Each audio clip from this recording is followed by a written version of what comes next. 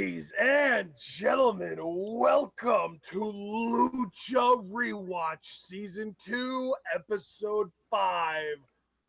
On today's episode, we are going to be covering Lucha Underground Season 2, Episodes 9 and 10. And of course, I had to linger on the 9 a little bit there because Aztec Warfare 2 was Episode 9, and it was incredible. John, how hype are you about these shows? Oh, brother, let me tell you something.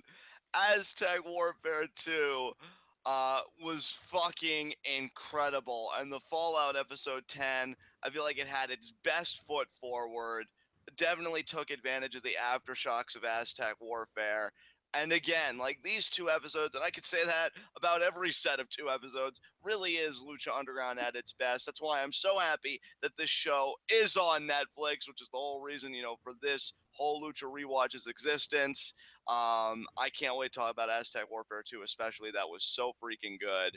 Yeah, today's going to be a good day, brother, for sure. Absolutely, man. I mean, we've already got people saying it in chat. Let me ask you your opinion. Is this... And when I say this, I do mean Aztec Warfare 2. Is this the best Battle Royal match of all time? Dude, for me personally it is, and here's my thing, and maybe this is arrogance on my part, but even if somebody was to say, no, I wouldn't believe you if you wouldn't include it in your top 5. Like, I could understand a debate about the best, but if it's not in your top 5, there's something seriously wrong there. Because this Battle Royal had perfect pacing and everything. Like, when we get into it, we'll get into it. And yeah, this is an amazing Battle Royal for sure. Yeah, so guys, before I get right into, it's not going to just be me, obviously. Before we get into the review, I just want to let everybody know, especially people who are coming here because of the Netflix Lucha Underground viewership. For those of you who are watching this on Netflix, make sure that you've already watched all of seasons 1 and 2 before coming back and watching our rewatch series. If you are interested in our thoughts on season 1 episodes, our review playlist is in the description. And if you're interested in our season 1 rewatch, which we did a Lucha rewatch for season 1, and we did that. It was a little faster paced because it was a longer season, and we wanted to try and make sure to not drag the series out too much. If we would have done it at the same pace that we're doing this, it would have been a 20-week series, and we just didn't have time for that. So we condensed it down into 10 weeks. We covered 4 episodes a week. Go ahead, or actually 4 hours, I guess it would be a week. So go ahead and check out the description right now, and it is Lucha Underground Rewatch Season 1 playlist. And then, of course, if you've already been through all the Season 1 stuff, you're with Season 2. Our Season 2 reviews and live reactions both have their own playlists also in the description. And the series that you're listening to right now, Lucha Rewatch Season 2, also has its own playlist. And the beautiful thing about that, as soon as this video gets uploaded to YouTube, the playlist will automatically add it to itself, because I have a rule set where any video that has Lucha Underground Rewatch S2 in the title gets automatically added to that playlist, and it gets added to the end of it, so you can even watch it in chronological order. It's a beautiful thing. Automation is the best. And now I think I can get right into our Lucha Underground Season 2, Episode 9, Aztec Warfare 2 review. And John, we open up with a cinematic segment. Katrina, Pentagon, Phoenix. Pentagon tells Phoenix, oh yeah, I'm coming for your title tonight because I have zero fear. And then Katrina shows up and she's like, bitch, please, you're not even in the match. Yeah, it's like, I don't even, you don't even have an invitation, because that's how Katrina did it this time around, was sending out invites. And she said, you ruined your chance when you put your hands on me. And then just to make sure that Phoenix got some, Katrina more or less tells Phoenix death is coming for your title reign. Mill is going to take back what is his. And then Katrina just, fades out, just transports out. And Phoenix and Pentagon just stare at each other. This is a great tone setter before Aztec Warfare, because we know traditionally Aztec Warfare, that's the entire show. That's it. So it was actually cool getting a cinematic before this to just be like, yeah, now shit's going down. So what do you think about this? Yeah, I mean, I love the cinematic. I love that Katrina is really kind of using her power and really abusing her power to keep Pentagon out of this because she's already perfectly well aware that Pentagon is capable of physically manhandling Mil Muertes because he's already broken his arm. So she doesn't want to risk that. She doesn't want to see that happen again. She wants to make sure that Mil walks out as the Lucha Underground champion. She's giving him every advantage possible. And keeping Pentagon out is one of the best ways she can help out Mil. So we get into our match, and we've got Phoenix coming out first, as we know from last week. But then our second entrant, which was a big surprise, is the debuting Rey Mysterio Jr. Yeah, loved how the crowd reacted to Rey. Commentary, particularly Striker, because I always got to give credit where credit's due. I felt like made an appropriate deal out of it because this was a huge coup for Lucha Underground. And yeah, Phoenix even, kind of showing respect, giving the ring to Rey for that moment. And yeah, the early interaction between these two, I really liked it. It's Lucha Libre at its finest. Rey looked good in there. Cause I think this is after he had like those stem cell procedures on his knee, and I'm like, wow, he's actually moving pretty well in there, and I'm digging what he's doing. And yeah, these two set the perfect tone for the beginning of the battle royal. Because it's that high energy, it's that high flying, and yeah, I really enjoyed this. Yeah, man, this was the pure respect shown not only by the believers but even by Phoenix himself, like standing aside and presenting the turnbuckles to Rey so that he can get up on the turnbuckles and pose for the crowd. Like, that was a cool moment to me. Absolutely, dude, and very fitting for a Technico champion like Phoenix was going into this thing. So yeah, really appreciate that. Yeah. All right. So the third entrant, because obviously Rey and Phoenix, they're going to do their thing. I think they go for like a solid minute and 30 seconds or something like that. I think that the entrants come out around every 90 seconds. It's between like a minute and 20 seconds and like 2 minutes. But so they do their thing. But then the third entrant, King Cuerno, comes out, and we finally have a Rudo in this match. Yeah, and dude, I gotta say, man, because it's funny the things you pick up on when you watch something like 3, 4, so many times.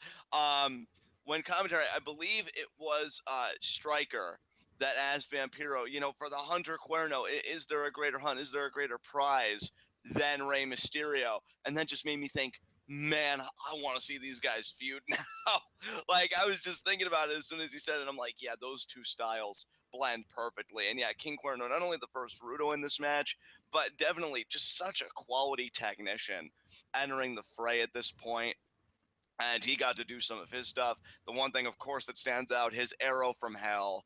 So freaking good right on Phoenix, which of course that's revisiting that territory because we know these guys have been feuding just a lot up to this point. So yeah, King Cuerno's entry I thought was awesome and definitely quite appropriate. And really, I think it also made narrative sense, like in the grander sense, because if Katrina really controls all of this, like who gets invites and who enters where, yeah, she would stick it to Cuerno because their relationship has kind of soured recently. So yeah, I really liked everything about this. Yeah, this was fun. I mean, Cuerno is just such a consummate pro, man. He's so good. Great psychology, always knows how to get the other guys over in the right way. I love Cuerno. Argenis, he really didn't last long. He actually ended up being the first elimination because Rey ends up catching him with a 619 and then a frog splash. So Argenis in, Argenis out pretty quick.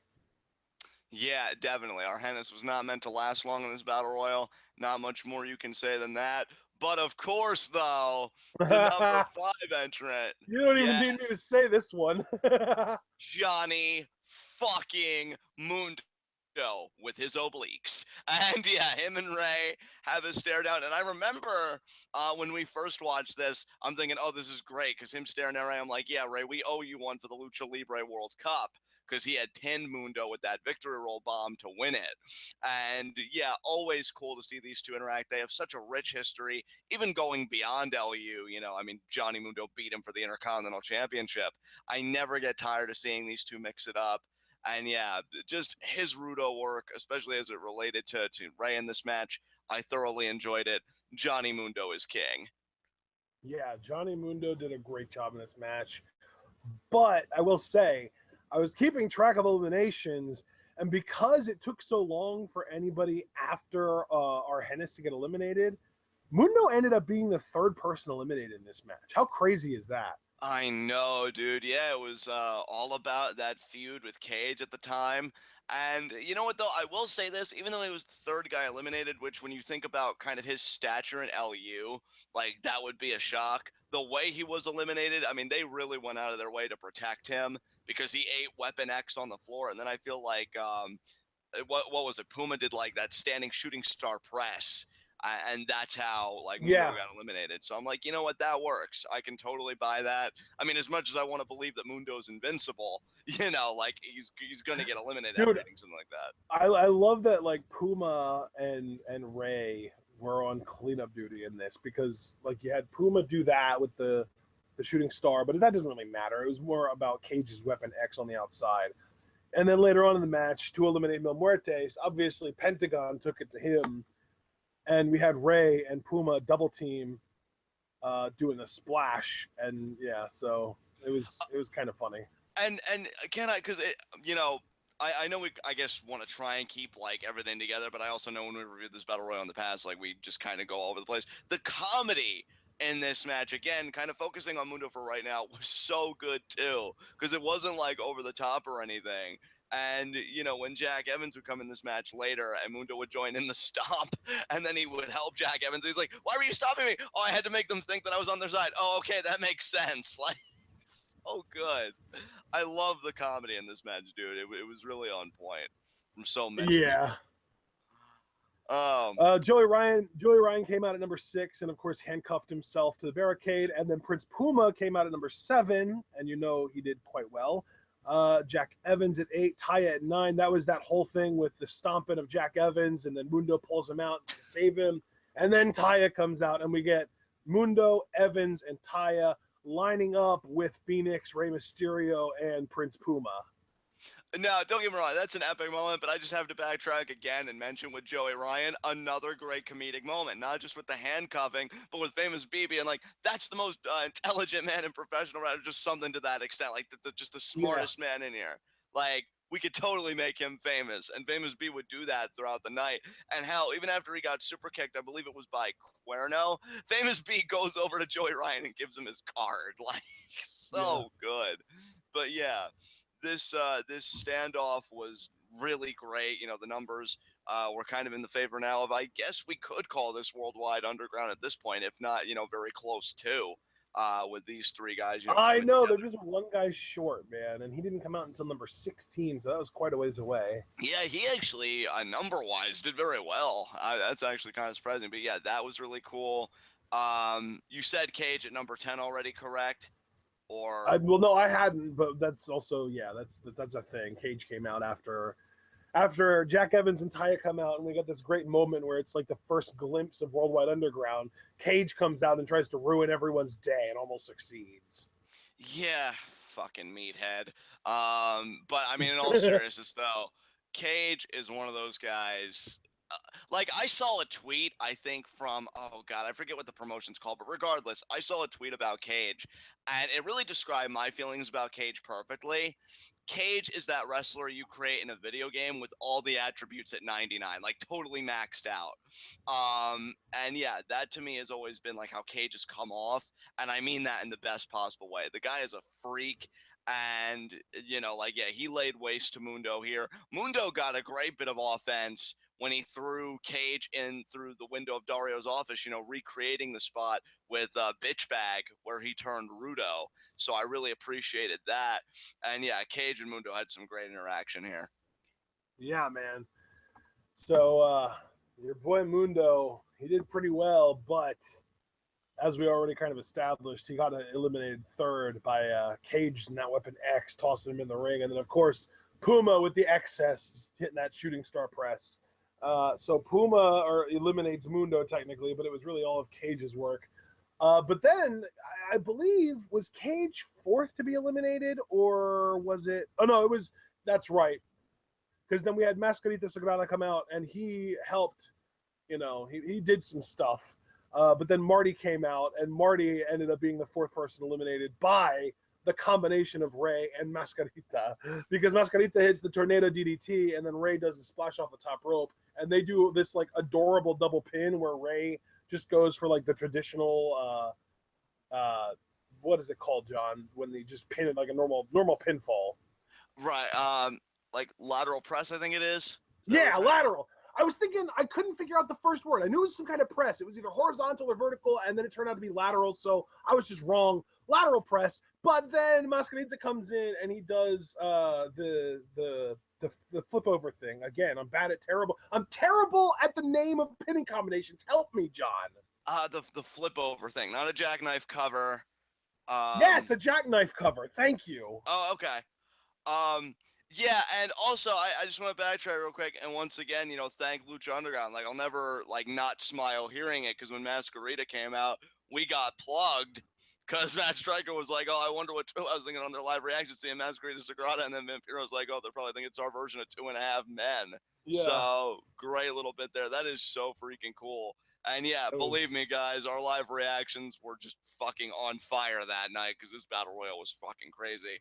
But I mean, yeah, our live reactions were so intense we didn't even hear the shout out. Like, you would think, being even remotely tuned into what's being said on television, that we would have heard the name of our podcast. And no, we were so into the action that we didn't even hear that, because we were talking over commentary. Exactly. Yeah, it was crazy. But yeah, dude, Ray and Mascarita teaming up, and then Chavo just eliminating Mascarita Sagrada. Like, just everything, I think, just started to hydroplane a little bit from there.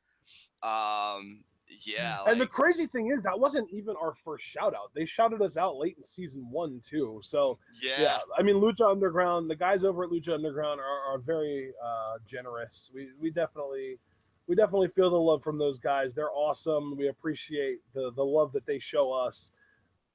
And man, hopefully they're listening to the Lucha Rewatch so that they can hear us thanking them, because this was a great moment for us. And I mean, the show itself, this entire episode was phenomenal. And we already basically said it's one of the best Battle Royal matches of all time. Absolutely. So let's continue with the Battle Royal. What else do you want to kind of break down your partner? Because I know we haven't had all of our entrants yet, but... Well, no, I mean, yeah, Marty kind of gets eliminated there by Ray and Mascarita, and then we get Drago. He comes out and immediately goes after Jack Evans because of the whole Dragon Slayer thing. Yeah. And then the Mac comes out, and I don't even remember what he did. I feel like I remember him doing like a crazy dive over the top onto a bunch of people. And then, of course, we get Chavo, and Chavo comes out and immediately goes after Mascarita. He really is like the ultimate, like, almost like a scavenger, but like, yeah, like he just goes after people who he perceives to be weak, goes after Sagrada, locks him in a camel clutch of all things, like the biggest heel move of all time, the move that was used by the Iron Sheik, the move that was used by Muhammad Hassan, the move that's used by Rusev. He goes for the camel clutch and makes Mascarita give up, so he eliminates Mascarita then. Yeah, and dude, the jokes about Mascarita's size, Matt Striker being cheeky, oh, call him a paragraph because he's too short to be an essay. Yeah. And then what did Vampiro say about this camel clutch? Like, he gave it a different name because of Mascarita's size. I don't remember. I didn't catch that. Yeah, I forget what he called it, but it's like, man, you guys are giving him so much shit. Like, what the hell? But it was hilarious, though. I think that's like the sole purpose Mascarita serves, is to just come out and let the commentators just riff on his size. Yeah, dude, it was great. So what happened after this? Then PJ Black came out, and that kind of, we got some more interesting stuff then, but before it really kind of kicked in, we got Cage getting eliminated by, well, the Mundo Cinder block to the head, but then ultimately being pinned by Taya. Yeah, Taya. And then we got the double elimination because Jack Evans, I believe, or no, wait. Phoenix eliminated No, then Taya, yeah, that's right. During PJ Black's entrance, Phoenix did a bridge German suplex on Taya and got the 3 counts, so she was out.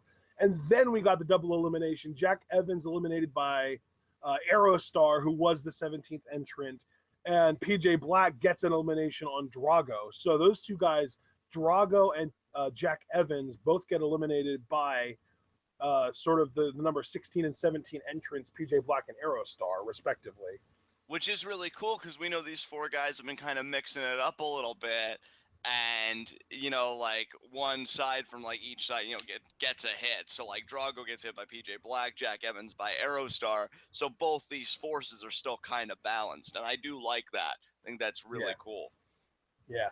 So then once we get after, the double elimination there, Dragon Azteca Jr. debuts, which it really, like, seeing him on this episode, it didn't feel like as big of a deal just because, like, we're so used to him by now. But this was a big deal when it happened for multiple reasons. I mean, first of all, the way that Vampiro sold this was beautiful. He's talking about, like, this guy is a big deal. Look at that mask. I recognize that. That means something. Like, he is talking about, like, all this Aztec symbolism and stuff. And, like, I love Vampiro, man. He is amazing. Yeah, absolutely. Vampiro, like, you could tell he's so passionate about being there, and he really, I think, lends so much behind the desk. And yeah, like his commentary, I think, made so many parts of this match. I thoroughly enjoyed it. Really, I've really gotten used to him and Stryker as a team. I think they gel together quite well, especially when Stryker is more reined in. Doesn't really go off the rail with like these random references, but just focuses on the wrestling. Like, yeah, they're a great freaking duo, man. So. Yeah, absolutely. They're great.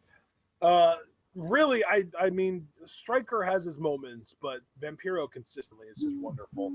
So then after Azteca Jr., which again was a big deal, and like he did some crazy cool stuff, and he earned in his first moments in the temple, in the ring, he earned the label the most elusive performer in Lucha Underground, and that holds up to this day. Oh yeah, absolutely. I mean, El Dragon Azteca, let me tell you something, especially for a company like LU that is, character driven and does like the narrative stuff so well, but also loves having the best like lucha libre performers. This is a guy that you can build that brand around. And yeah, I think you even made some more comments about El Dragon Azteca, right? When we first watched this and we really started to see him grow, like later on, which we'll get to, when we get to it, is that the guy is just so good and has that ability that he could really take up that mantle. And watching this again, I still wholeheartedly believe that. I mean, really, such a talented performer. I mean, yeah, and really, it's a really a good thing that they invested in somebody like this too, because Prince Puma, the performer under the mask Ricochet, isn't going to be around forever. He's a guy that WWE is going to show a lot of interest in, and it wouldn't even surprise me if before the end of season 3 he was signed to the Performance Center. He stops airing when his contract isn't saying like, oh, you're not allowed to appear on the TV on television or any networks or anything. He shows up on NXT. Oh yeah, and dude, I mean, I don't know if you saw, but I mean, since you brought it up, I mean, we might as well bring it full circle. Cliff has even been talking about, and I've seen it myself today. Ricochet talking about like free the Puma and trying to get that whole thing going. So it's only a matter of time. Like we've really got braced for impact here. It's really a bad look for Ricochet because all you're really doing is making it look like you're a bad employee because you're not gonna get like they're not gonna let you out of your contract just because you start a hashtag. Like the whole thing with the contract is you're not allowed to show up on television or on the WWE network for a competing company while you're still on Lucha Underground television, and Lucha Underground television is going to be on air until the middle of October. So I don't know what he's trying to do with this whole hashtag free the king, hashtag free the Puma and all that shit. But all he's really doing is making himself look bad. Yeah, dude, I gotta be honest, since we're already talking about it, and I'm not gonna pull any punches. Like, I will always respect Ricochet as a performer because I think he does amazing things in there, and this doesn't change the fact that I do think he's still one of the best wrestlers in the world right now. But I feel a certain way about this, if for no other reason, like LU has given him so much. Like, he was their first champion. He got to main event Ultima Lucha Dos with Rey freaking Mysterio of all people, which we will get to.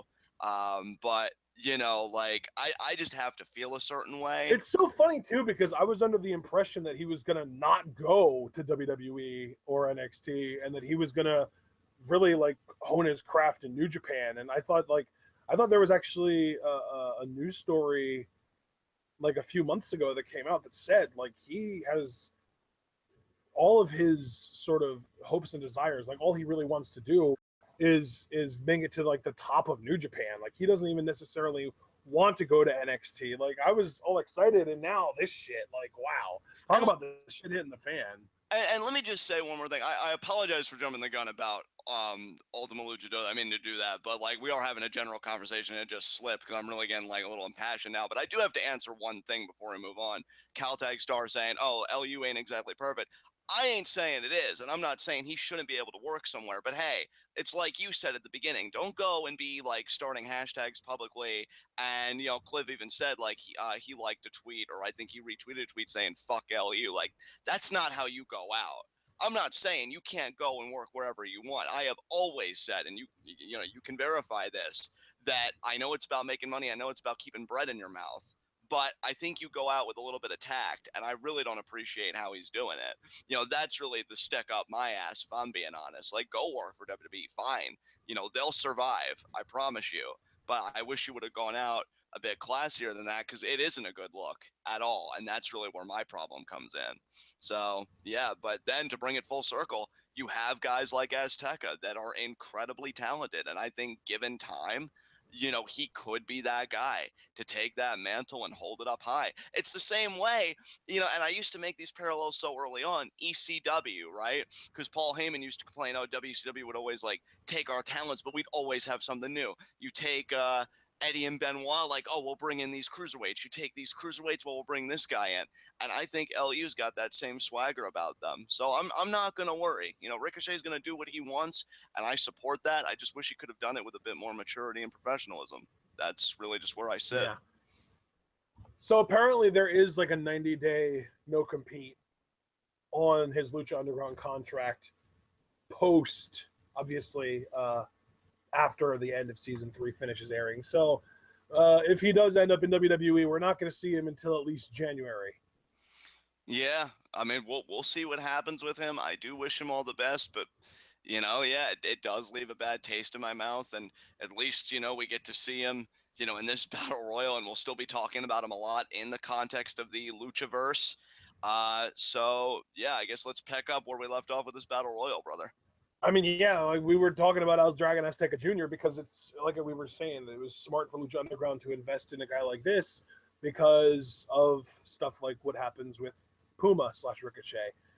Because Azteca Jr., I mean, don't get me wrong, he isn't the same as Ricochet, but as far as the role that they fill, I think that it's very similar, and I think Azteca Jr. can do a good job holding up that mantle of like the kind of the badass baby face, that Lucha Underground has done such a great job of building up. Absolutely, yeah, just great entrant number 19 though was Tejano, and he actually ended up being one of the people in this match who actually got an elimination. He eliminated Chavo. No. He eliminated PJ Black. That's right, with his sit-out powerbomb. Yeah, that's right. He caught him in that powerbomb, and yeah, I was actually a little surprised Tejano got an elimination here, but I do think LU is somewhat sweet on him. Of course, it wouldn't matter later on, which we'll get to, but number 20 was Mil Muertes, and Ashton, death was about to come for everybody, but looks like death got staved off thanks to the dark force known as Pentagon Jr. Because, yeah, he comes up from behind, and he just lays waste to Mil with the steel chair, hitting him over and over again, like the back and in the midsection, really wearing him out. And then, he grabs him, tosses him in the ring, and I believe it was Puma and Ray that pretty much double teamed him here, right? Yeah, it was. This was the double team, and I mean, Ray did most of the work. Obviously, Pentagon did most of the work, but then Ray did a splash, and then Ray and Puma double team pinned him for the elimination. Yeah, I thought that was so cool, and I like that because it ties back to the cinematic at the opening of the show. It's like, oh, I didn't even send you an invite, and then Pentagon's just thinking, well, I'll take matters into my own hands then, and we see Pentagon do that a lot in the course of these 2 episodes, and we'll get more into that when we get to episode 10. But yeah, I thought this was really cool by Pentagon, and really one of the reasons why he's just the anti-hero to me. of Lucha Underground. The crowd ate this shit up, and so did I. I thought this was awesome. Yeah, man, this was great. Man, Mill getting eliminated, and then we get the timer countdown, and I love too. Stryker kind of brushes it off like, "Oh, there's no other entrance in this. That's just a technical malfunction." And then it reaches 0, and Cueto shows up. Like, oh, that's what I'm talking about. Dude, the smile on his face when he like first says hold on, and he's got this like that shark smile. He knows shit's about to go down. And yeah, guys, just to get the ball rolling, he says there is a 21st entrant in Aztec warfare. You know, he's here to reclaim his temple, and it's his brother Matanza Cueto, and we get this debut, the debut that you and I are just like the best debut in wrestling history that we've seen. Brother, I'm going to let you take the reins on this one. Give the rundown of Matanza, and more importantly, your thoughts of Matanza seeing it all over again. Well, to be fair, we had Caltag Star 96 in chat point out something that we actually forgot to talk about. Katrina's meltdown after Mill gets eliminated. Oh my, get over here! Get over here! Get the fuck out! Bam! Slap! To Vampiro, man. Seeing And dude, Vampiro got almost literally saved by the bell. Like, if there would be a bell that rang when the clock hit 0 instead of a buzzer, Vampiro would have been literally saved by the bell, because that clock countdown is the only thing that prevented him from getting mauled. Yes, yes, and hey, that clock countdown, you look at the converse, I mean, because we know Vampiro, psychologically, he isn't all there. Maybe that clock countdown prevented more than even that, because what if he would have gone full fucking crazy? You know, you really never know, but it was just such an interesting interaction to see Katrina just rip into him and just lay into him like that.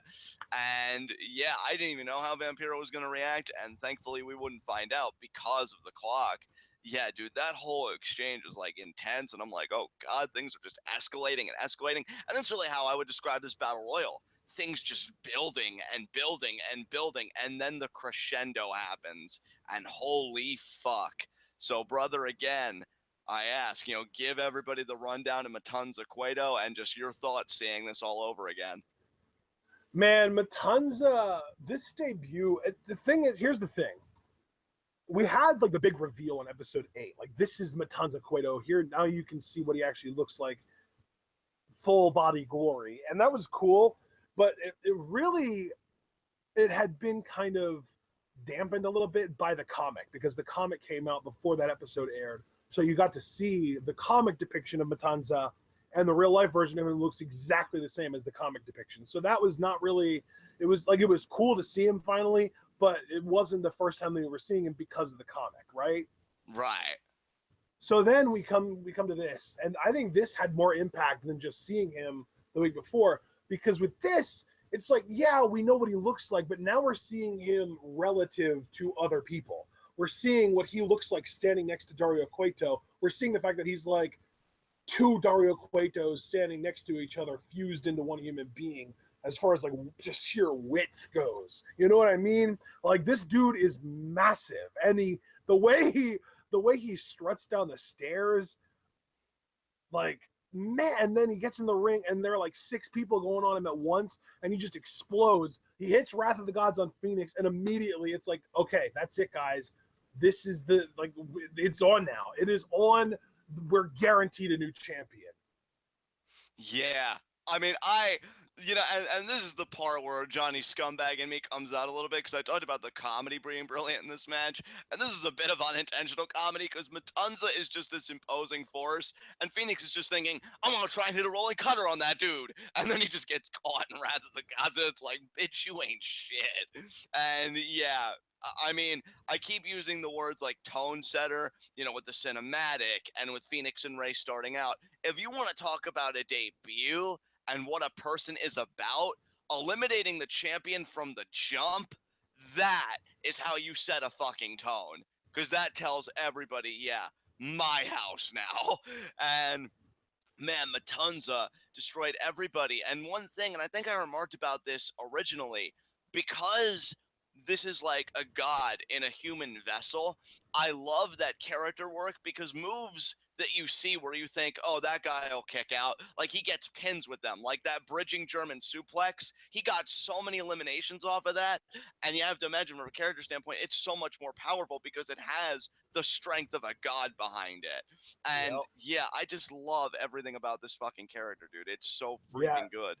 He won with that bridging German suplex. He pinned the Mac and Aerostar off of that. Then those were consecutive eliminations. It was the Mac and then Aerostar. And then that was 14. I think Tejano, Tejano was 15th, and he got him with the sit out power bomb. So cool moment too, because Tejano's finisher is the sit out power bomb, and like he didn't stand a chance. Like he went for his leg lariat on Matanza, and Matanza just noped the shit out of it, sat down, and dropped Tejano flat on his back for the win, for the elimination, not the win. Dude, yeah, I mean this was just the slaughter. At this point, everybody could fucking get some. And then after that Tejano elimination came probably one of my favorite eliminations because of the setup. Because Joey Ryan, as we mentioned earlier, had handcuffed himself, you know, to the guardrail because he's like, oh, you can't pin me on the outside. I'm the sleaziest and the smartest. But then Matanza sees him. And what proceeds, dude, is some horror movie fucking shit right here. Because Joey Ryan's like, no, just trying to get out. And then Matanza he pretty much like breaks Joey Ryan off with the cuffs still attacks. Like, didn't he like bend the bars or something? Like, how exactly did he break Joey Ryan basically, out? if you think of it as like a fence, like a picket fence, even though it's made out of metal, he broke one of the vertical columns at the top and bent it down so that he could just pull the handcuffs right off the thing. Yeah, I mean, dude, again, as I said, horror movie stuff, like from the camera work to just Matanza noticing Joey Ryan, and I love that. Like, I've even mentioned it with, you know, Marty, Mariposa, and Sexy Star. You know, I feel like, yeah, they're very inspired by, like, certain horror movie elements, and they got it right with Matanza here. And then when he gets Joey Ryan in there, he does these gut wrench suplexes, you know, and these roll throughs. So pretty much like triple gut wrench suplexes. And yeah, he gets the pin off of that. So Joey Ryan's eliminated. And yeah, like, you know, the one thing I was marking out about when we first saw Matanza, it's like this monster, but with this technical flair. Like, I had never seen anything like that before in my life. And I was just in awe.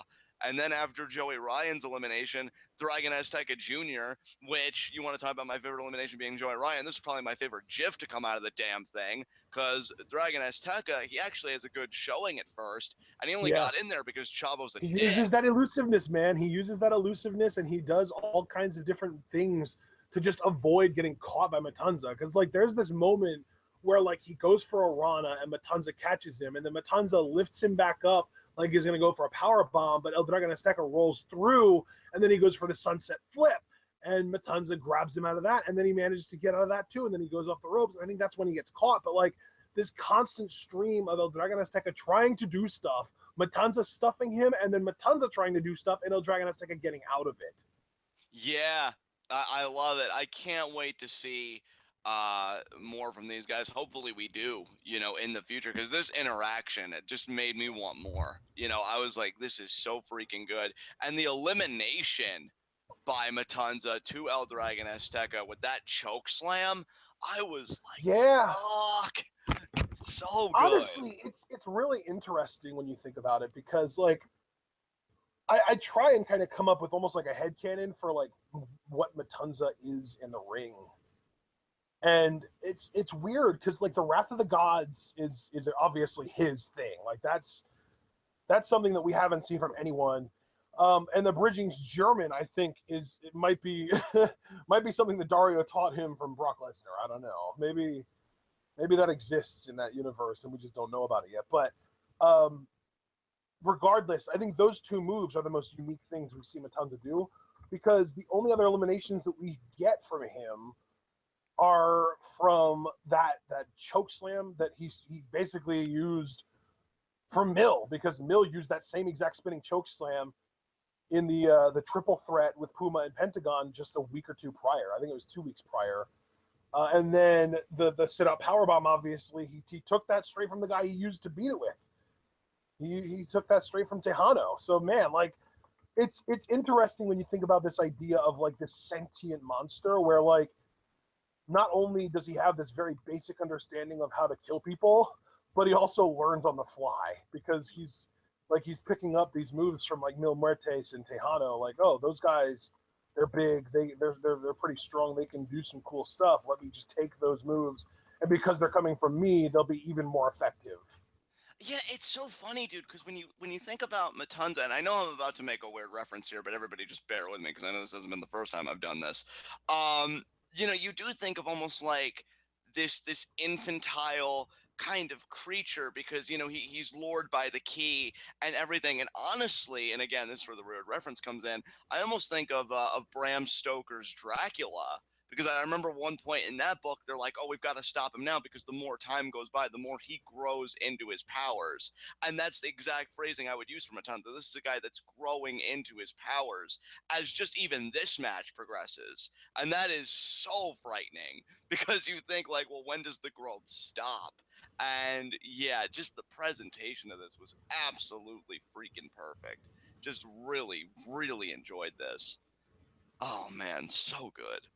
So then after the Joey Ryan elimination, we get kind of, or after the El Dragon Azteca Jr. elimination, rather, we get kind of an interesting moment where Chavo kind of hashes something out with Dario, and he's just like, "Yeah, man, I'm going to team up with your brother. We're going to take out Puma and Ray, and then it'll come down to just the two of us, and we'll see who the best man is."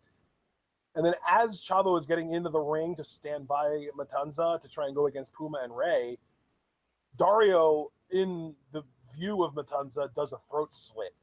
So basically saying, like, yeah, kill this guy. And Chavo gets in the ring, and you see Chavo and Matanza kind of staring at Ray and Puma, and then Matanza destroys Chavo. Another great comedy moment, Chavo and Dario chumming it up. Hey, that monster that you have is great. Yeah, I know, right? He's murdering everyone. Yeah, we should totally team up. Hey, Chavo, I got your back, right? You good? And then he looks at me, no, kill him. We're done here. And, just so good. I love the Dario. And he does this with the freaking, the ridiculous athleticism because he hits the shooting star press / headbutt on Chavo and gets the elimination off of that. So, like, I feel like Matanza is an amalgamation of Brock Lesnar and obviously a couple of unique things that he does, like obviously the Wrath of the Gods. I don't think anyone's ever used that as a finisher before. I don't think I've ever even seen that move used before Matanza started using it. So that's a completely unique thing to him. Which makes sense because it's literally called the Wrath of the Gods. So of course it's unique to the god in human form. But like I feel like he's just like this amalgamation of Brock Lesnar, maybe like early 80s Scott Steiner, and like just slowly learning how to do other things from other people in Lucha Underground over time. Yeah, I couldn't have articulated it better, brother. Matanza is just a freak of nature for sure. Like, Brock Lesnar didn't do a real shooting star. He did a shooting star headbutt. Let me copy that exact move. And that's what he did to freaking Chavo. Except he didn't bother going up to the top rope. Because, like, his memory and, like, his attention to detail isn't perfect. So all he saw was shooting star headbutt. He didn't necessarily even think, like, oh, I have to go to the top rope first. Yeah, exactly. It's like, no, let me just leave my feet because I can get enough air, because I'm just a freaking freak. Like, damn, son. Oh, he's a freaking freak. A freaking freak, man. Matanza Cueto. I feel like we got to start singing that Petey Pablo song, Freak a Leak. There you go. Yeah, absolutely. But then, I mean, once he does eliminate Chavo, it is down to basically 2-on-1, Puma and Ray against Matanza. And man, the way Matanza handles these two guys, because really, like, I mean, if you think about it, these two guys literally main evented season 2 of Lucha Underground. They were the main event of Ultima Luchados Part 3. Like, the final episode of Lucha Underground was main evented by Puma and Ray. They are the best of the best, and Matanza handled both of them handily. Bro, I am so glad you phrased it that way because that's all that was running through my mind watching this again. Is it's not like these guys are two scrubs that are thinking two is greater than one. No, you're talking two elite performers here teaming up against one debuting guy, and it wasn't shit. And dude, the way Matanza neutralized the threat, because he caught Ray in the belly-to-belly position, but then he rams him into Puma, launches him like a projectile, and then when it's just Puma and Matanza, no fucking chance. And let's all remember again who I'm saying that about. The first ever Lucha Underground champion, and the guy that was just really holding it down. And Matanza just murdered him here. Just no chance whatsoever. Unbelievable, dude. Yeah, I mean, Puma really did kind of get railroaded here. I mean, the cool thing was, like, I loved that Matanza ran out of the corner and then, like, slammed Puma with Mysterio's body and then slid Mysterio out of the ring before turning his attention back to Puma. So it's like, you incapacitate guy number one by grabbing a hold of him and giving him like a bear hug. You incapacitate guy number two by literally running into him while holding guy number one. Then you incapacitate guy number one even more by throwing him out of the ring, and then you can turn your attention back to guy number two before he recovers from the ram from the first part. You know, like, that was such a cool sequence to me, man, and that it didn't feel like forced or fake at all. So, like, the one thing that I don't have in my notes here, John, is how Puma got eliminated. Was it just the Wrath of the Gods, or was it something else? From what I remember, I thought it was Wrath of the Gods, brother, because yeah, that finisher was starting to gain credibility immediately. It was either that or another bridging German elimination, I thought, but I think yeah, it was Wrath of the Gods. Because I feel like I remember Matanza hitting that awesome like sidewinder suplex on Puma, where like he grabs him like he's carrying him like a baby, and then he just swings him around. He did get just that, lands yeah. on. Yeah, but I don't remember if that was the finish or not. To that, I don't think it was. Again, I actually feel like it was the German that he got. It was after okay. That.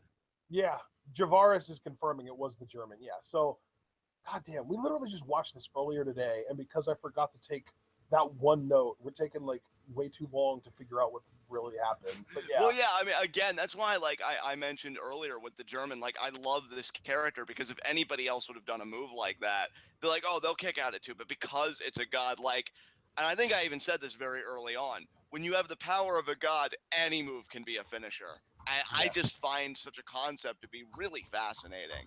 So this was great. And then it came down to the final two. Rey Mysterio, Matanza. Bro, I got something I want to say about this, but by all means, go first. I want to know what you felt about this interaction here. Dude, I love that Rey got like the hope spots and Matanza shut it down every time. Like, Rey goes for the 619, Matanza catches it. Rey hits a 619, Matanza catches the springboard attempt. Like, Matanza is the perfect heel for Lucha Underground because the best baby faces in Lucha Underground are high flyers, and nobody better than somebody who makes the high flyers stop flying, and that's what Matanza does. Exactly. And dude, like the moment that you knew that this debut accomplished everything it needed to was really in this exchange, and I was even talking to you about it before we went live. When Rey gets the 619 on the second attempt, and he goes off the top rope because he's trying to do the, that Rana into the pin, but Matanza catches him, lifts him up, and gets him in Wrath of the Gods, you could hear somebody in the crowd say, "What?" Like just in that shock. And then when Rey gets hit, the crowd very meekly, counts along because they know it's over. And it's like, yeah, we've established our monster. We've established our Rudo. Let's bring this shit home.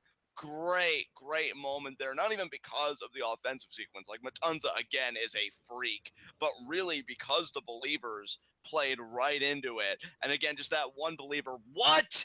Just in that shock, I'm like, that's everything right there. That's Matanza Cueto. That ability to amaze. And yeah, just bring this shit home. It was so good, dude. So good. Yeah, this was great.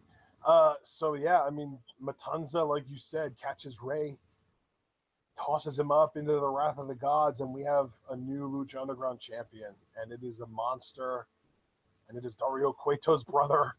And I think this match ended up lasting just about 40 minutes. I don't think it was the full 40 minutes, but it was damn close. Yeah, this was insane, dude. So It good. was great. So, are we ready to move on to episode 10? Because we've spent 50 minutes talking about Aztec Warfare 2. It was just Yeah, that good. let's get into episode 10, man. All right. So, episode 10, this was another really fun episode. We got some really interesting backstory on a character or two in this that I really like, really want to talk about. We start off with our obvious recap. They touch up on the Max, Sexy, Marty, Mariposa thing, the trio's titles, Pentagon, Vampiro, and of course Aztec Warfare with Matanza eliminating everybody. This is our first episode back with Dario Cueto as the proprietor, so we've got our house band back, and it is Chingon, which I believe is Robert Rodriguez's band. Yeah, really cool music playing. LU again, knowing how to set that tone. It's a very festive atmosphere. Dario's back in control, and he wastes no time in letting everybody know it because he's in the ring and he's looking to address the believers. And, he says that he's back and he gets right down to brass tacks. We know there's going to be a new trios tournament for one, but he's like, oh, I know the big question. Who's going to be the number one contender for my brother's Lucha Underground Championship? And right before he goes into those plans, he gets interrupted here, partner. Yeah, he does. Pentagon Jr. is just really, he's just super arrogant, is what it comes down to. Like, it's kind of like this phase that he kind of went through where he just felt like he was untouchable. Like, he was above everyone else, and like, no matter what everyone else might have failed to do at Aztec Warfare 2, Pentagon was better than them, and he was going to be able to do what they couldn't. So he not only does he demand a title match, he claims that the only reason Matanza ever won the title in the first place is because he wasn't allowed to be in Aztec Warfare 2. So Pentagon is completely gone, completely delusional, completely narcissistic at this point. He is way overinflated as far as ego goes, and he insists that Dario gives him a championship match so that he can basically reclaim what he thinks he already deserves. And Dario's just like, no, you're not. That's not happening. And he threatens to break Dario's arm. He gets him down. He slams his face into the mat, locks one of his arms up in his left leg, and then goes to grab the other arm and starts pulling a little bit with the microphone right near Dario's face. And Dario goes, okay, yeah, you got it. And I mean, later on in the night, you could tell Dario was really pissed off about this little conundrum situation. Oh, absolutely. And this is a case where it makes sense. Like I've talked about other authority figures where it seems like their default setting is, piss and vinegar because they're heels and this and that. I like that Dario is more like that sleazebag kind of heel. I think that's refreshing. But here, yeah, he is pissed because he likes to give off this air of, power and wealth and being in control. And Pentagon, it's almost like he exposed Dario. Like, look how vulnerable you are without your brother or without like an assemblage like the crew like he had, in season one or things like that. You're just a small little man.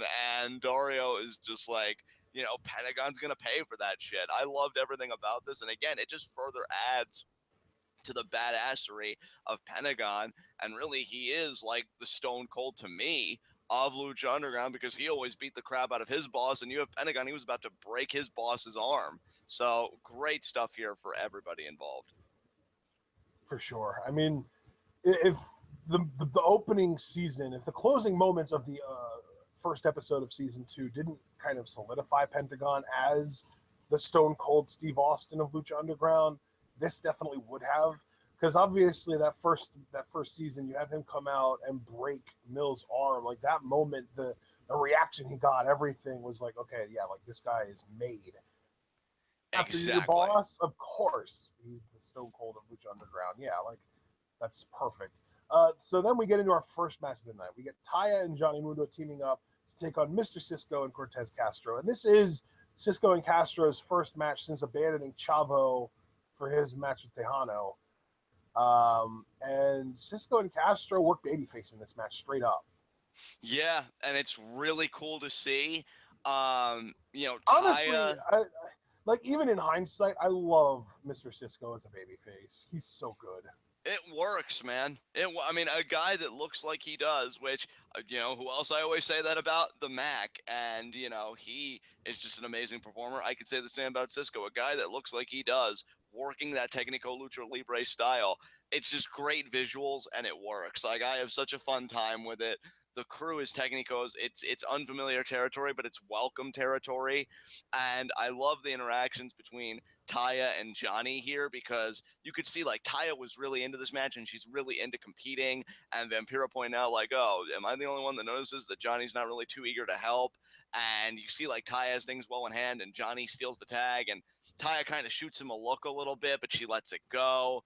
And this is, just planting those seeds and sowing those seeds a little bit.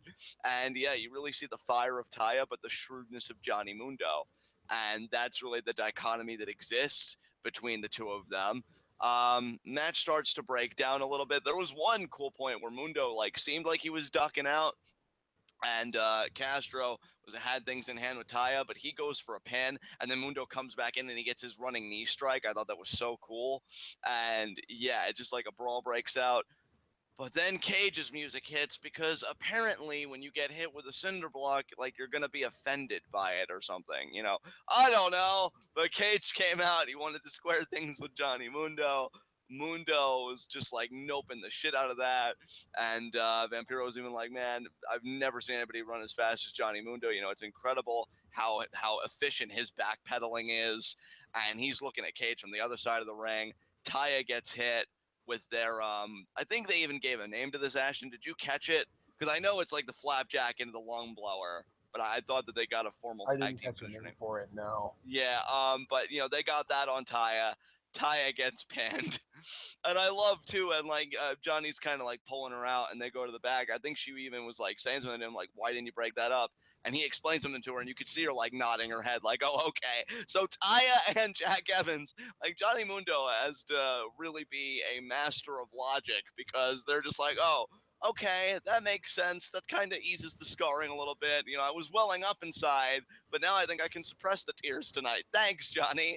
So yeah, great stuff. Johnny's a scumbag. I'm Johnny Scumbag, and all is right with the world. So fun stuff here. Perfect. Exactly. All right. So then we had probably my favorite non-wrestling segment of either of these two episodes. Marty the Moth sitting in his house talking about the Moth tribe, talking about how they basically ruled the Aztec Empire and that they were known for two things: pride and their abundant wealth. And of course, having what everybody else wants will create jealousy, which means that they had to defend their wealth, and they had a secret weapon known as the Mariposa, who was the fiercest fighter that anyone had ever seen. She was brutal. She had really just murdered a lot of people. You could even see in the vignette here that the current Mariposa, it's Marty's sister, just beating the shit out of multiple masked thugs, I guess. And they're also talking about how the original Mariposa, the original best female fighter, was just overly brutal. Like she was known for being like over the top savage. And the Mariposa mask gets passed down generation to generation. And this whole thing is pointing out that like the fiercest Mariposa of them all is Marty's sister. And then we, of course, the whole thing with her beating up the thugs. And then we get the reveal that Marty was reading from a book of empty pages. Yes. God, dude, I love Marty the Moth so much. It's so freaking good. I love this cinematic. And again, I love, and we've said this so many times before, with the luchadoras of Lucha Underground, it's not this blatant advertising with a megaphone like, look at us, guys, look how amazing we are. It's just naturally woven into their narratives. The idea that a luchador like Mariposa is the secret weapon of an entire tribe, that to me is fucking awesome. And you don't question it, you don't really do anything about it because I buy it. I buy it, especially with how she handled these guys here in this cinematic. Like, I just think that's so freaking cool. Marty looking like a pimp, dressed up with all of his wealth and everything. I freaking love the Moth Tribe. Great freaking people. And yeah, knowing that they were empty pages, we need to get Marty the Moth doing audiobooks like now, because that would just be amazing. So great stuff. Yeah, he was. Yeah, this whole thing was so cool, and I love like. It's always cool that like when we have these certain assertions, like oh, for example, like Mariposa isn't her name; it's the title bestowed upon her. And then we go back and we see this kind of vignette, and it really does like reaffirm, like, oh yeah, I guess we were paying attention that night, you know? Exactly. Yeah. Because I feel like we are like the only podcast that acknowledges that like Mariposa is the character that the mask bestows upon her, and that's not her name. Right. Yeah. It's just, beautiful butterfly and just the whole history of the tribe. And that's really what the name is. It's not who she is. It's just kind of the product of history that just happens to come into her hands. And yeah, it's just so freaking cool how all of this is done. Just so next level to me. And yeah, Moth Tribe is definitely one of the best things going in Lucha Underground. And this cinematic just furthers that notion. And hey, we've got people in chat talking about their top fives. Stay tuned tomorrow because at 8 p.m. Eastern time tomorrow evening, we will be going live with our five fave fives video, where John and I are going to be talking about the 5 favorite performers of each of us from Lucha Underground, New Japan, WWE's main roster, NXT, and then we're going to have a 5th category that kind of encompasses everything else, like TNA, ROH, the Indies, AAA, everywhere other than WWE, NXT, New Japan, Lucha Underground. And that's going to be a lot of fun. And of course, we're going to have some honorable mentions. So we're not just going to be like, oh, these are the 25 people I care about. No, we're going to talk about a bunch of other people too, but we're going to say our like top 25. And then we're also going to do like an all-encompassing top 10, like not including, like not even taking brand into account. Here are my 10 favorite performers in the world. So that's going to be a lot of fun. And I guess now we can move on to what happened next on episode 10 of Lucha Underground. Black Lotus standing by Dario Cueto's door, not doing her job because she can't sense teleportation. I don't know. Katrina shows up in his office. She teleports. Black Lotus can't do anything about it. She doesn't even know about it. And Katrina tells Dario that Matanza isn't the rightful owner of the Lucha Underground Championship, and that sooner or later death would come for him. And Dario's just like, listen, just chill the hell out. This is my temple. I pay the bills. Go away. I don't want any trouble with you. We have common enemies. Just relax. I'll even give the Disciples of Death a trios championship match tonight if it means getting you out of my face right now. Like he was definitely not up for Katrina's bullshit tonight. And then he talks about how his brother is going to face death. Actually, she tells him that his brother is going to face death, and then the temple will be hers again. Yeah, I really appreciated this cinematic because, again, we see Dario full of force, like always, like trying to assuage certain antagonistic forces that could be gunning for him, and Katrina's not having any of it. And we know that, like, these issues between these two, like, they haven't been resolved yet. And, down the road, the resolution's going to have to come. But yeah, these are just these two characters really being themselves at their absolute best. Katrina chilling and ominous. Dario just, sleazy and thinking, we have common enemies. Let's just destroy them. And, then I'll just swoop in with the knife in your back. So, yeah, great stuff, man. Yeah. So up next, then, we had our second match of the night, and it was the Unlikely Trio versus the Disciples of Death. But this wasn't any regular Trios Championship match. This was an Elimination Trios Championship match. And I'll also add on to that before I kind of pass the torch over to you. Very entertaining. Oh yeah, I love that the whole. And I'm not saying it came full circle here. I mean, you could argue that it came full circle earlier, possibly even later. But I love that we really got to see the story of Team Havoc, not just necessarily even being champions, but truly being a team. Because as we've seen with teams in the past, just because you hold the goal doesn't mean that you have the synergy to go with it. And I feel like we really saw the growth of Team Havoc, and they worked like a team here. And the problem was, in parts, Disciples of Death were a bit more shrewd, took a few liberties with the rules. Ivelisse gets eliminated first because, Katrina had a hand in that. Again, furthering that antagonism between Katrina and Ivelisse. Those two do not like each other at all, and I like that that's touched upon again. Really appreciate that from Lucha Underground. Then Tracy was eliminated on the Disciples of Death side, right next, because of Yeah, man. Angelico's. Tracy was handled. He was Angelico nailed him with the Fall of the Angels, and that was the end of Tracy. I was trying to come up with some kind of an interesting pun for the number 13, but it just wasn't coming to me. But yeah, that was it for Tracy. Yeah, and funny thing is, like, I like the Fall of the Angels. I think it's like a vicious looking move. I don't really You know could if have counted to 13.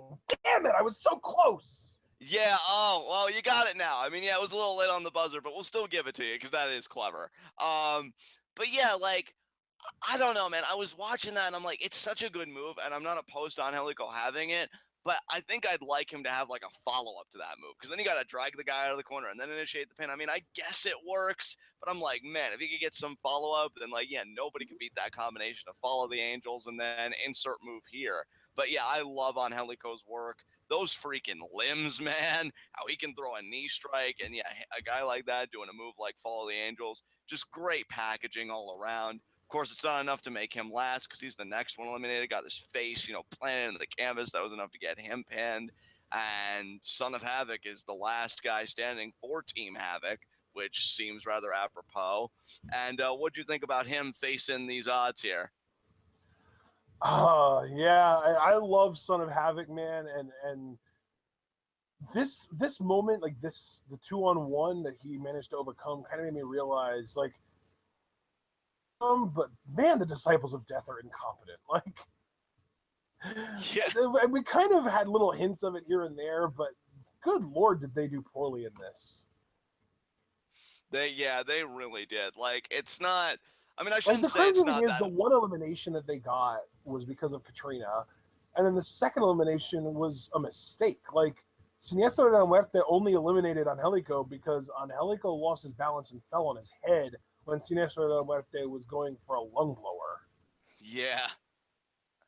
So, I mean, these guys, I mean, they really are a team that just seems like they trip over themselves and just really can't get it together. Whereas, again, the opposite is true of Team Havoc, where they've actually grown in synergy and teamwork and camaraderie and all that stuff.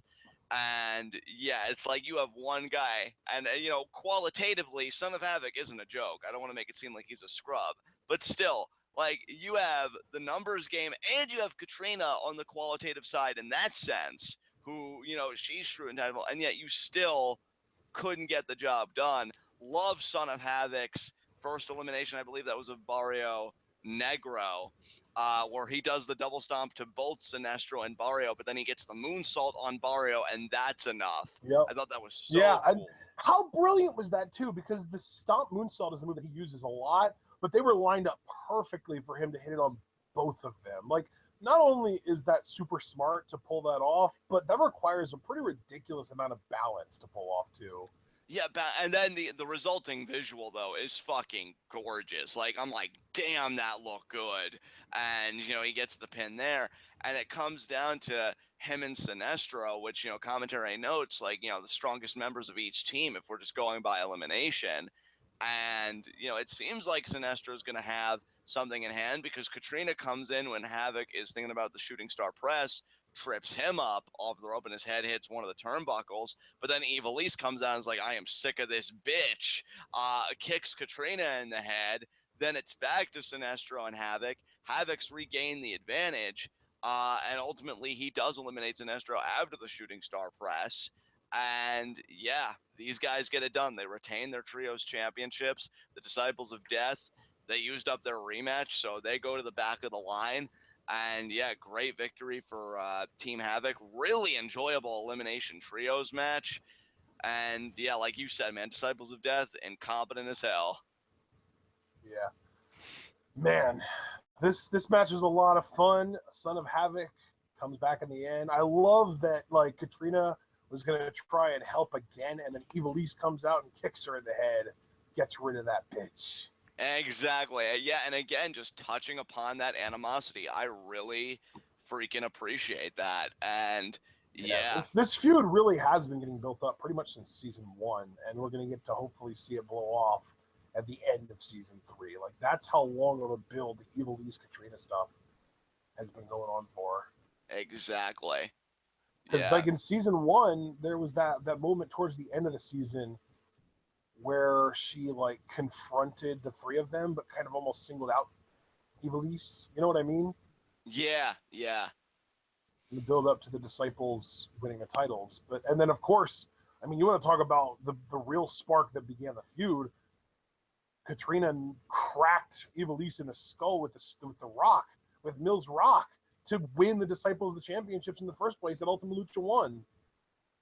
Yeah, I just love the continuity and like how everything, comes full circle. Katrina taking care of Ivelisse for the first Ultima Lucha, and then took care of her again in this match. But Ivelisse finally, getting that little bit of payback. And yeah, like I just love the building animosity and just like I just want to get my hands on this bitch that exists between the two of them. It's great stuff. Yeah. All right. Well, we have a few segments left here. Up next, we had Rey Mysterio in Cueto's office. Cueto tells him, I've got to admit, I'm a little starstruck. Mysterio says, no, I'm just here because of El Dragon Azteca. And then he has to specify, no, not Junior, the original, the guy who walked into the temple and never walked out. And he thinks that Matanza is responsible. And Dario says, look, I don't want all of this stuff between El Dragon Azteca and my father and their past to get in the way of what I'm doing right now with the temple. And I guarantee you, Matanza had nothing to do with El Dragon Azteca's death. And in that sense, he is telling the truth. So we can't fault him for lying there because he's not. And then he says, like, look, Ray, I want to have a relationship with you. I want us to be cool. I want you guys to compete here in the temple, you and El Dragon Azteca Jr., as long as we can all agree to leave the past in the past. And then he pours some, I don't even know if it was whiskey, maybe vodka, I don't know. And he gives one shot to Ray, and he says, here's a toast to El Dragon Azteca. And they drink it, and that's it. So I guess this is like the kind of almost like the patching of wounds almost, you know? Yeah, absolutely. I love it. Again, it's Cueto protecting his own interests. He knows that Ray, is kind of sniffing around. I think he can sense it. And I love the moment too. That's why cinematically, like this show is just fucking gorgeous because they share that drink and you could see how Cueto looks at Ray while they're drinking, like his eyes just darting for that second, almost like he's sizing Ray up and wondering, okay, has the threat been averted for now? And obviously, I mean, we can assume that he does believe the threat has been averted. But yeah, just great little moments like that show you the character of Dario Cueto, his truest nature. And Ray, of course, he's coming for more business than just, oh, I want to, build my legacy as a wrestler here too. No, it goes much deeper than that. And we really see that here in this cinematic. I quite enjoyed this. Yeah, man. This was so good. So after this whole thing, we got our third and rare episodes that had more than 3 matches, so I can't even say third and final match of the night, but we did get our third match of the night. Sexy Star versus Mariposa. And you can tell Sexy Star still is not ready to confront this demon because Mariposa has her way with her. Sexy Star is not herself in this match, and that gets pointed out multiple times by commentary. We had the Mac and Marty the Moth at ringside, but I mean, I don't feel like they really even did much, did they? Like they were both at ringside, but I think that like Sexy would have lost this match regardless. Yeah, Sexy's head was not in this. Mariposa and Marty really had their way with her psychologically, and Mariposa wins with that vertebraker, aka the butterfly effect, and man, just a devastating finisher. It's not one that I see often. I'm starting to see it more now, obviously, because Mariposa's adopted it, but man, when I do, that's got to be in my top 10 like favorite finishers because I could buy that beating anybody. You're talking about getting dropped on your freaking head, man. Like just devastating. And what I love about this is, yeah, they handle Sexy Star pretty readily. And then the Mac, being that friend and everything, tries to go and support her after the fact, and he gets beat down too. And, yeah, I mean, the Moth siblings kind of join in on that. So, yeah, this is really a terrifying duo, and I just loved everything about this. Yeah, this was so good. I love these two.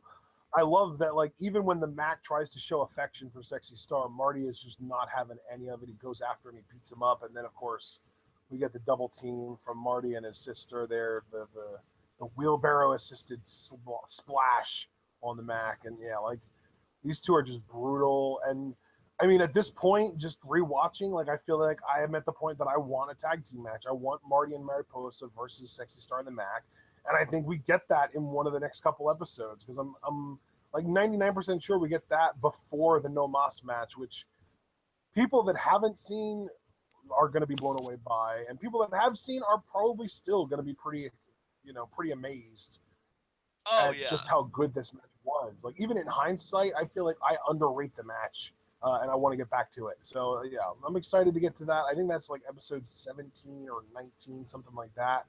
I know it's a little bit closer to the end of the season, but man, was it great! And it was a great blow off to this crazy psychological feud.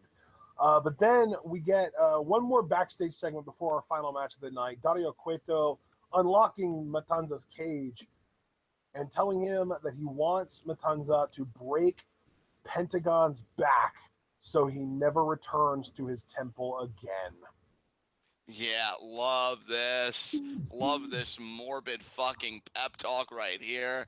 And yeah, I mean, we've seen interactions between these guys, before, or at least like in reference to, with Dario talking to Black Lotus about him and just feeding him these victims. This is the first real intimate interaction we get with these guys, with like Dario talking to Matanza, and it's great. Like he is just further fueling that craving for violence, for destruction. And yeah, just go and make your legacy by just breaking him in half. I love it, dude. It's so good. Dude, it's got nothing to do with legacy. It's entirely ego driven. Dario just wants Pentagon out of the temple because Pentagon threatened to break his arm. Exactly, yeah. And that's why he's just pumping the monster up to do it. I love it, because Dario will Yeah. never take care of his business directly. And I think that's kind of heel authority figure 101.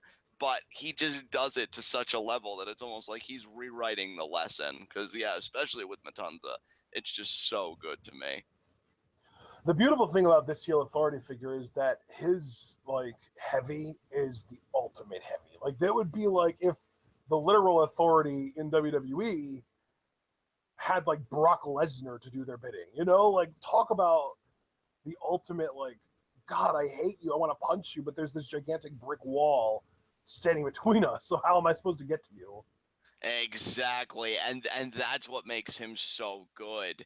It's like he is willing, cuz he's been punched in the face by Johnny Mundo. He got emasculated by Pentagon to start the show. So he's not like a Stephanie McMahon character that she's always my point of critique, and that, he's not willing to take those bumps unless the stage is really big, like Stephanie did this past WrestleMania. It's that, yeah, he'll take them, but he's always going to get you back, and you can buy it because look at the fucking heat that he's packing.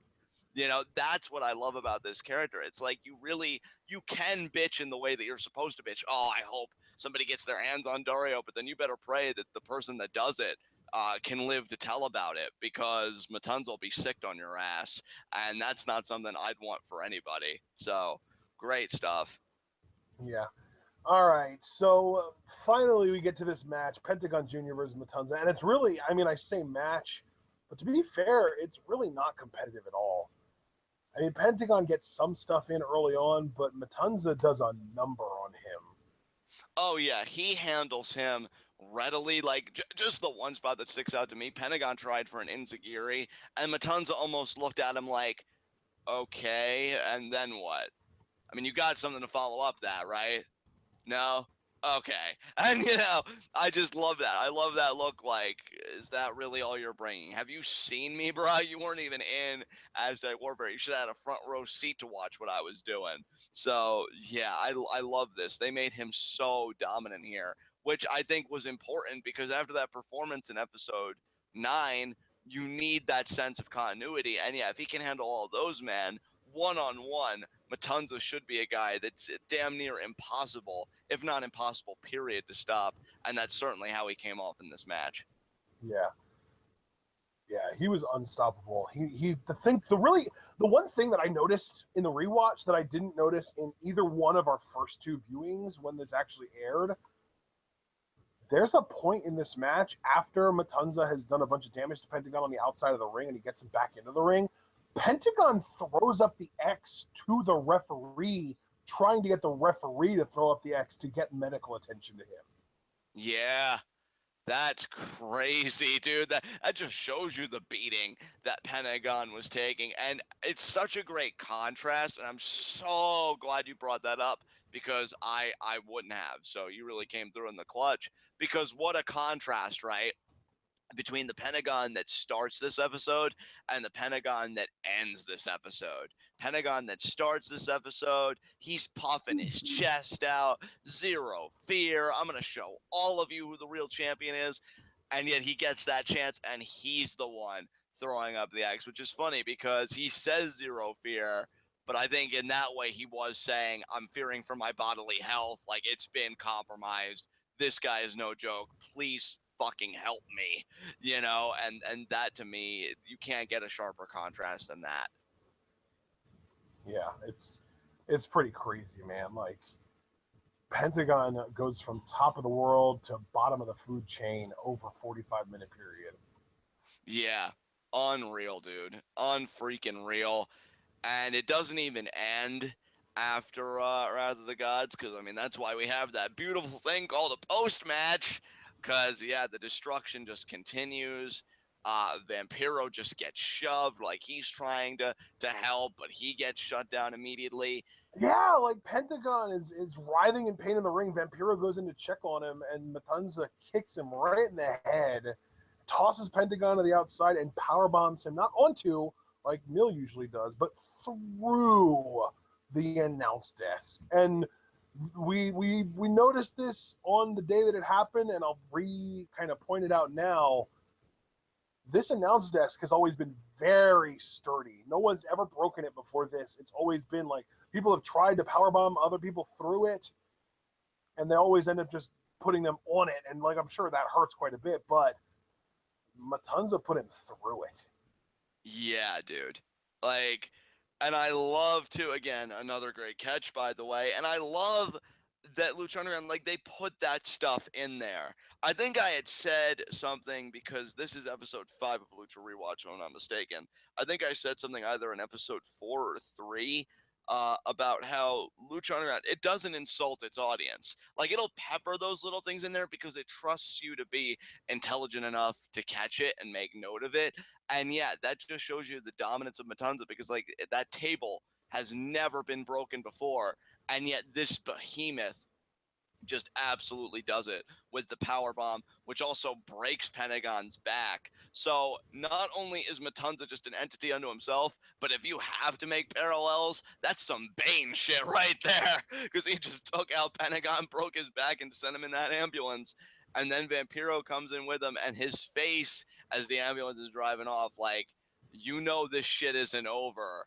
But man, is Matanza the force to be reckoned with right now. Just perfect. Yeah, man. I love this. I love Matanza. I love that Pentagon is being forced to have to overcome something that he can't just kind of overcome by just trying a little harder. He legitimately is overmatched here. And by the end of the season, we'll see him get a second chance. And I'm not going to spoil the result of that, but he definitely does better a second time around than he did this time.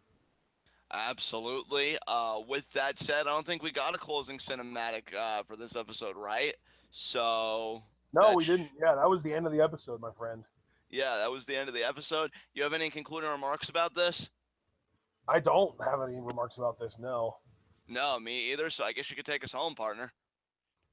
Yeah, I mean, geez, wow. I mean, through these 2 episodes, Matanza debuted, eliminated like I think Stryker said 8 people, but I think that might have even been low because I've got 1, 2, 3, 4. Let's see. 5, 6, 7, 8, 9. I've got Matanza eliminating 9 people on my list. So Matanza eliminated 9 people in Aztec Warfare, and then he broke Pentagon's back. Like, he debuted, eliminated 9 people, won the Lucha Underground Championship, and then broke the biggest threat to his titles back. How ridiculous of a 2-episode span can you have? Yeah, bro, that's just. I mean, you want to talk about insanity. That's insanity to me. And they know how to build a monster. And yes, I can confirm your list was correct. 9 eliminations in Aztec Warfare 2. And then breaking Pentagon's back. It's like if you wanted to make a monster, they did it with a sense of urgency and they did it so effectively. Like after this, I really did ask the question, who can stop Matanza? And yeah, man, just I think really one of the best monster characters out there because he's just damn near invincible. If you don't believe me, ask Pentagon after this. This was great. Yeah, man. This was so good. And I think that's about all I have to say. So unless you have any concluding remarks, I guess we can close this out. Absolutely not, brother. Take us home. All right, guys. Well, hopefully you all enjoyed our 5th episode of Lucha Underground Rewatch Season 2. Interested in watching the rest of the series, that playlist is in the description, as well as the playlist for our Season 1 reviews, Season 1 rewatch, Season 2 reviews, and Season 2 live reactions. All the playlists are in the description. Support Lucha Underground, support TWitWoW, and if you are interested in supporting TWitWoW, links are in the description to our Patreon and our t-shirt store. We have, I think, 7 different t-shirt designs, 6 or 7, somewhere around there. You can go check those out. The hashtag Scum Squad design is also available in a mug or as a sticker if you don't want to spend, 15 or 20 bucks on merchandise. You can buy a sticker for like $6, and that also helps support the show. If you would rather support us more directly, you can donate to Patreon. We currently have a $200 goal set. We're trying to hit the $200 mark because once we hit that, we're going to start doing live reactions to every episode of Monday Night Raw. And the reason that that's notable now, too, is because Raw has just been so frustrating lately that we've just straight up decided not to review the show anymore. So if you want to know our thoughts on Raw in between pay-per-views, because obviously we're still going to do your preview predictions and live reactions to the pay-per-views, but if you want to know our thoughts on Raw in between the pay-per-views, and if you want to know our thoughts on Raw live as it's happening, whether it's positive or negative, donate to the Patreon, get us up to that $200 mark, and we will start live reacting to every episode of Raw, no matter how painful that may be. That's why we have the goal set a little bit higher, because we know that it's going to be painstaking to do once we get around to it. But hopefully it'll be worth it for all you guys, because, of course, we have people who will just straight up not even watch Raw pay-per-views anymore. You'll show up, you'll listen to it because we are more entertaining most of the time than the pay-per-view itself. You'll hear our thoughts on the show, and then when the show's over, you'll be in a better mood from us than you would have been from watching the show. So if you want to do the same thing for Monday Night Raw television, get to the Patreon, help us out, donate, get to the goal, and we'll start doing live reactions to Raw. That said, our social media links are in the description. I opened up my DMs, so if you want to say anything to me that you don't necessarily want the public to see, that is now a possibility. Don't make me regret it, though, because I am a little bit more of a private person, and I know there are a few of you guys that I would consider to be closer friends than just the casual, like, I'm going to check in, watch the show, and leave kind of TWitWoW fans. So see you guys there. And then, of course, like the Facebook, check out the subreddit if you're curious. Those are all in the description. Up next, tomorrow night, we've got our 5 Fave 5s video. We will not be covering NXT tonight because NXT always kind of stops trying immediately following a live special. So we will still be watching, but we will not be reviewing NXT tonight or next week or the following week or the following week. The next episode of NXT that we will be reviewing will be on Wednesday, May 3rd. And then that'll be, we'll get 3 episodes in, the 3rd, the 10th, and the 17th. And then the next NXT TakeOver event is Saturday, May 20th, and that'll be in Chicago. So that'll be pretty crazy. That'll be a lot of fun. Of course, we'll end up doing preview predictions and everything else for that week too. And I think that's also the same week as Payback, right, John? Yes, I believe you are correct, partner. Is it Payback or Backlash? It's a SmackDown show, so it should. Oh, it would be good. Backlash. It would be Backlash. My mistake. Okay, then yeah. So that should be a lot of fun. But for this week, we've got 5 Fave 5s coming out tomorrow. Then Friday, we're going to be doing sort of a mock superstar shakeup where John and I are going to come up with a superstar shakeup scenario where 10 people go to one brand and another 10 people go to the other brand on Monday Night Raw and SmackDown, obviously. And hopefully you guys will find that entertaining as well. And then, of course, next week, because we aren't reviewing Monday Night Raws anymore, next Monday we will be live reacting to New Japan's Sakura Genesis, I believe is the name of the show.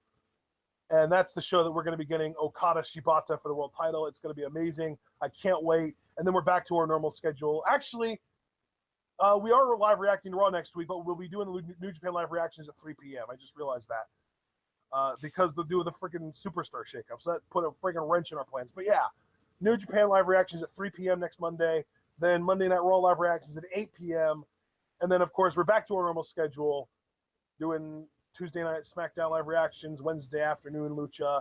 And I don't think we have anything lined up for Thursday unless one of our Patreon requests comes through, in which case we'll let you guys know. So all that out of the way, I feel like I've been rambling forever now. We will see you guys tomorrow evening for our 5 Fave 5s video. Stay tuned.